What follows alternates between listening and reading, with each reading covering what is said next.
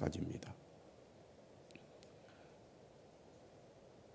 대제사장으로서의 예수 그리스도가 어떤 분인지 아론 자손의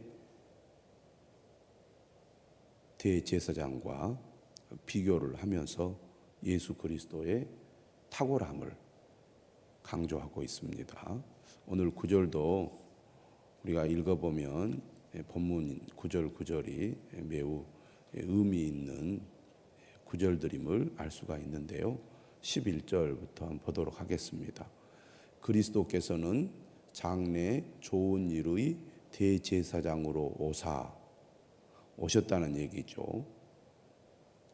손으로 짓지 아니한 것 곧 이 창조에 속하지 아니한 더 크고 온전한 장막으로 말미암아. 아론의 후손들과 예수 그리스도를 비교하고 있습니다. 장래 좋은 일의 대제사장으로 오셨다는 것이죠. 이스라엘의 제사장들은 모세의 율법을 따라 장막으로 성소를 지었습니다. 그리고 솔로몬 시대에 예루살렘에 성전을 건축했죠. 인간이 손으로 지은 집입니다. 이전에는 이동형 성전이었다면 솔로몬 시대 이후에는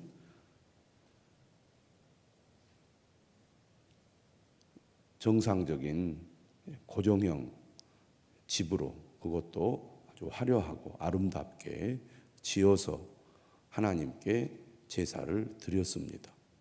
하지만 인간이 지은 성전은 몇 차례 파괴되고 또 다시 짓는 일이 반복되었죠. 인간이 지은 성전은 이처럼 유한하고 영원하지 않을 뿐만 아니라 또 하나님께서 그곳에 계실 수 없는 매우 비좁은 장소라고 할 수가 있습니다. 이 우주를 창조하신 광대한 하나님께서 인간이 지은 작은 집에 어떻게 머무를 수 있겠습니까?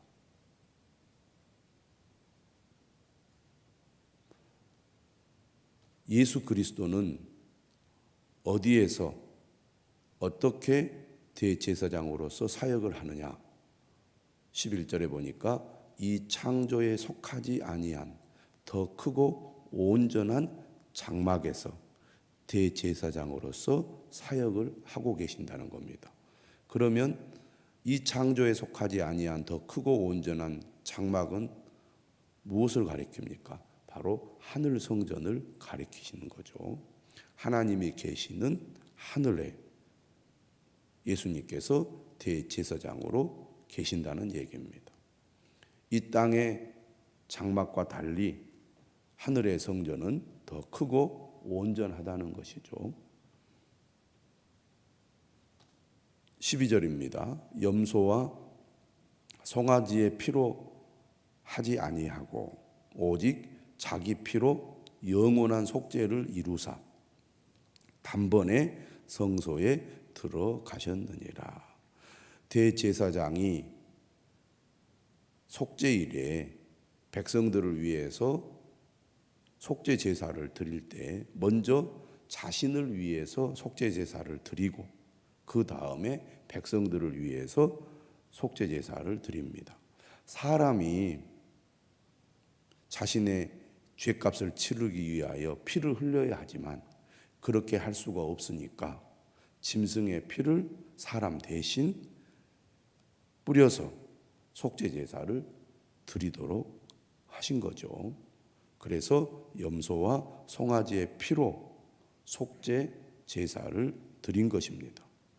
그러나 사람의 죄를 사람의 피가 아니라, 다시 말하면 사람의 죽음이 아니라 동물의 죽음으로 대신한다는 것은 상징적인 의미를 가지고 있는 것이지 그것이 온전한 제물이라고 할 수는 없다는 얘기죠.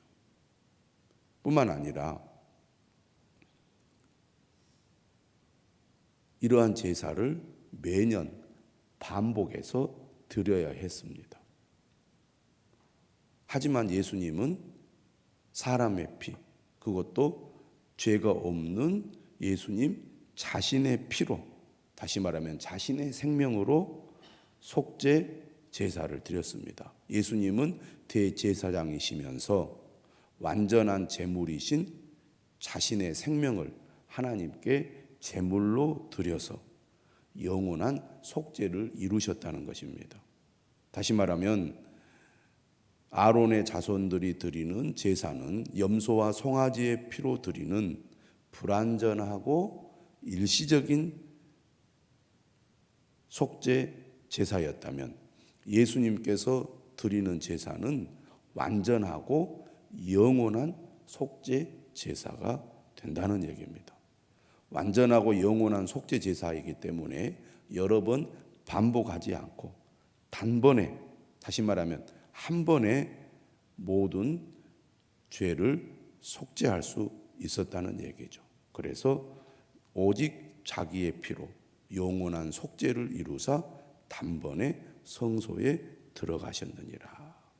예수님이 영원한 대제사장으로서 그가 하나님께 드린 속죄 제사는 이처럼 완전하고 영원한 속죄 제사가 될 수 있었다는 얘기입니다.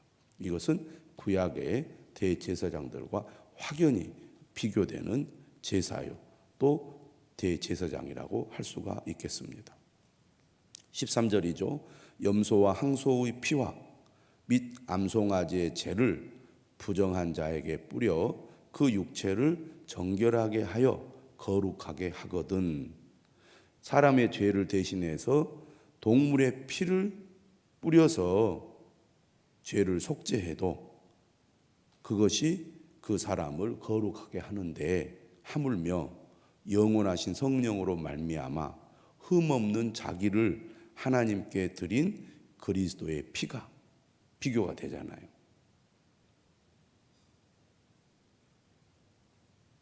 짐승의 피와 흠없는 예수 그리스도의 피가 어떻게 비교 대상이 되겠습니까? 흠없는 자기를 하나님께 드린 그리스도의 피가 어찌 너희 양심을 죽은 행실에서 깨끗하게 하고 살아계신 하나님을 섬기게 하지 못하겠느냐. 예수 그리스도의 피로 말미암아 우리의 양심이 죽은 행실에서 깨끗하게 되었을 뿐만 아니라 그로 말미암아 거룩하게 된 우리가 살아계신 하나님을 섬길 수 있는 자격을 얻게 되었다는 것입니다. 우리가 죄로 말미암아 영원한 죽음의 상태에 처할 수밖에 없었지만 예수 그리스도가 자기 자신을 제물로 바쳤기 때문에 우리가 죽은 행실에서 깨끗하게 되었던 것이죠. 그래서 지금 살아계신 하나님을 섬길 수 있는 은혜를 입게 된 것입니다. 예수 그리스도의 십자가의 죽음의 의미를 구약의 레위기에 비추어서 해석하고 설명을 하고 있습니다. 예수 그리스도의 십자가의 희생이 갖는 어떤 제사의 측면에서의 의미를 설명하고 있는 거죠. 15절입니다. 이로 말미암아 그는 새 언약의 중보자시니, 새 언약의 중보자이시다. 이는 첫 언약 때 범한 죄에서 속량하려고. 첫 언약은 바로 모세를 통해서 하나님께서 이스라엘 백성들과 맺은 언약을 가리킵니다. 그런데 하나님과 언약을 맺었지만 그 언약의 당사자인 이스라엘 백성들이 하나님과의 언약을 어기고 말았던 것이죠. 그들이 범한 이 죄를 속량, 죄로부터 이제 값을 치르고 구원해 주시는 그 일을 행하기 위해서 예수님께서 친히 제물이 되어 피를 흘려 죽으신 것입니다.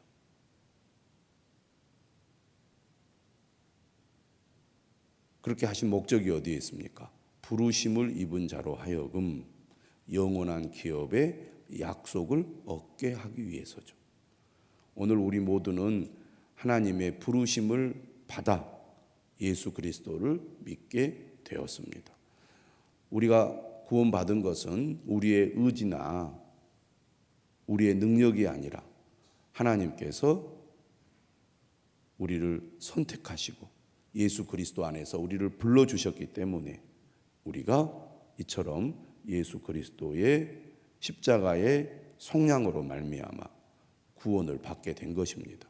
우리가 받은 구원은 바로 영원한 기업의 약속이죠. 예수 그리스도로 말미암아 우리는 이미 구원을 받았습니다. 그리고 구원의 과정 가운데 있고 마지막 완전한 구원을 얻게 될 것입니다. 이 완전한 구원을 얻게 될 약속을 우리가 받은 것이죠. 그 구원은 바로 영원한 기업이 되는 것이죠. 이러한 모든 은혜는 예수 그리스도의 희생으로 말미암아 가능하게 된 것이고, 예수님은 이처럼 새 언약, 하나님께서 우리를 구원해 주시겠다는 이 새 언약의 중보자가 되셨기 때문에 우리가 구원을 받게 된 것입니다. 16절입니다. 유언은 유언한 자가 죽어야 되나니 유언은 그 사람이 죽은 후에야 유효한즉 유언한 자가 살아있는 동안에는 효력이 없느니라. 그렇죠. 유언은 유언한 자가 죽어야 효력을 발휘하죠. 그런데 매일 성경에 뭐라고 설명을 해두었냐면 이 그리스어 헬라어에서 언약과 유언을 뜻하는 단어가 같다고 설명을 하고 있습니다. 헬라어 단어가 거기 나와 있죠. 언약과 피의 관계를 설명함으로써 예수님께서 새 언약의 통로임을 부연하고 있는데요. 언약이란 생명을 걸고 관계를 유지하는 것입니다.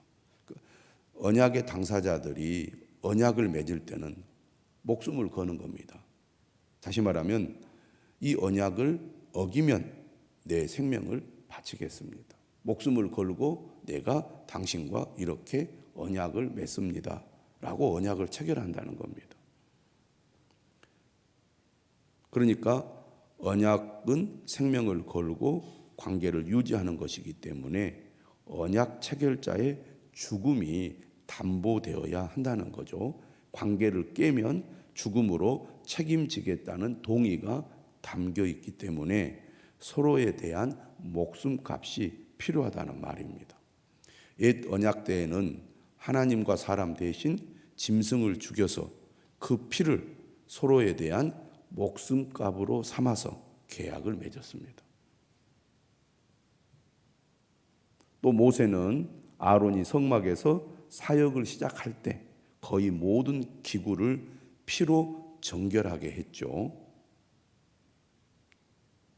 죄인이 하나님 앞에서 섬기는 모든 과정에 피의 목숨값을 통한 죄사함이 필요했기 때문입니다.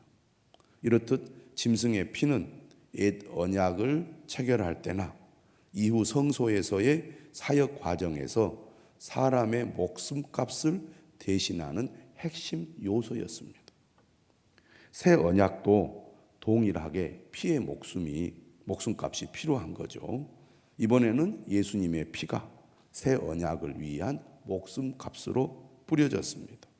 하나님 편에서 예수님의 피는 죄인의 목숨값을 대신한 것으로 여기고 심판을 끝내겠다는 하나님의 인준이자 사람에게 지불하는 하나님의 목숨값으로서 자신도 생명을 걸고 언약을 맺고 지키겠다는 동의를 하는 것이라고 하겠습니다. 사람 편에서 예수님의 피는 하나님의 심판을 대신 받는 사람들의 목숨값이며 새 언약을 맺을 때 사람들 생명 대신 내놓은 목숨값이라고 하겠습니다. 그래서 18절에 보면 이러므로 첫 언약도 피 없이 세운 것이 아니니 모세의 율법대로 모든 계명을 온 백성에게 말한 후에 송아지와 염소의 피 및 물과 붉은 양털과 우슬초를 취하여 그 두루마리와 온 백성에게 뿌리며 이르되 이는 하나님이 너희에게 명하신 언약의 피라 하고 또한 이와 같이 피를 장막과 섬기는 일에 쓰는 모든 그릇에 뿌렸느니라. 목숨값으로 피를 뿌려 언약을 맺은 것이죠. 또한 이와 같이 피를 장막과 섬기는 일에 쓰는 모든 그릇에 뿌렸느니라. 율법을 따라 거의 모든 물건이 피로써 정결하게 되나니 피 흘림이 없은즉 사함이 없느니라. 예수 그리스도 역시 피를 흘려 우리의 모든 죄를 속하였기 때문에 하나님께서는 예수 그리스도의 피로 말미암아 우리의 모든 죄를 사하셨다는 것입니다. 새 언약과 관련해 예수님의 피는 하나님과 사람 모두를 만족시키는 귀중한 목숨값이기 때문에 예수님은 새 언약의 유일한 중재자요 중보자가 될 수 있었던 것이죠. 오늘 우리가 하나님 앞에 담대히 나아갈 수 있는 것,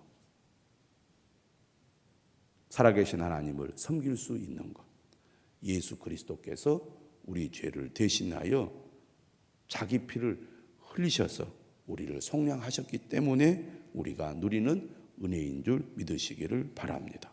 피 흘림이 없은즉 사함이 없느니라. 예수 그리스도의 피 흘림으로 말미암아 우리 모두 구원을 받게 되었고 하나님을 섬기게 되었고 영원한 기업의 약속을 받게 되었습니다. 이 은혜를 붙들고 살아가는 저와 여러분 되시기를 바랍니다. 하반기에 더욱 예수 그리스도를 의지하며 그분과 동행하시기를 주님의 이름으로 축복합니다.